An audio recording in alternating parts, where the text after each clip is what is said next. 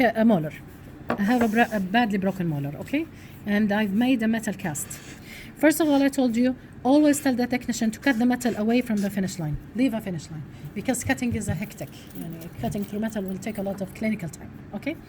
My question is, if I have a deep class 2 cavity, for example, and the metal is going in here to this area, and here I have a supragingival finish line, and I make it equigingival as much as possible. This is subgingival.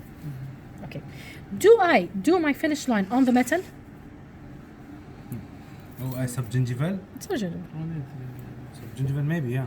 You might need crown lengthening and surgeries and so on. But do I do on metal? Do I cement the post and then do the finish line on the metal? No. This is definitely not recommended. Okay? But some cases, a 7, a deep 7, a way far away 7, and so on. Now we go to guarded prognosis. It's a limitation. It's not a contraindication, okay, here. Because it's guarded prognosis because this is the only option I could get.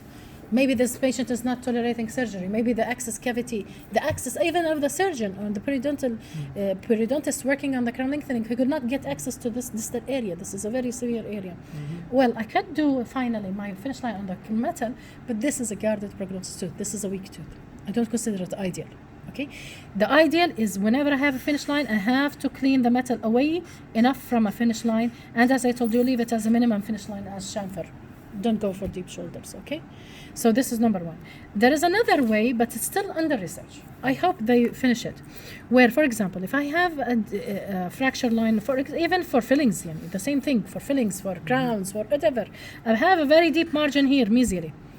And it's crushing the pocket, and it's clavicular fluid is terrible when I'm taking impressions, bleeding, whatever. Crown lengthening is not recommended in this case. What am I going to do? They do what they call finish line shifting, where they place something else in this canal. They have experimented with composites, raising the finish line, okay, and then making the finish line over this material. Okay, there are multiple experimental materials. They've tried composites, they've tried some types of biodentine, but the problems with MTAs and so on. But the problems is that they discolorate with time. Okay, these materials discolorate when they're exposed, and they dissolve with oral fluids. Still under experiments. We hope they work. They find some material where we can take them, prosthetically driven implantology.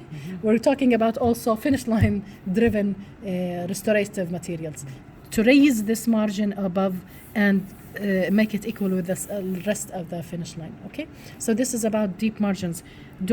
On the post, do I make a finish line? No, but if it's the only solution possible, you can do it, but it becomes a guarded prognosis. Okay, thank you.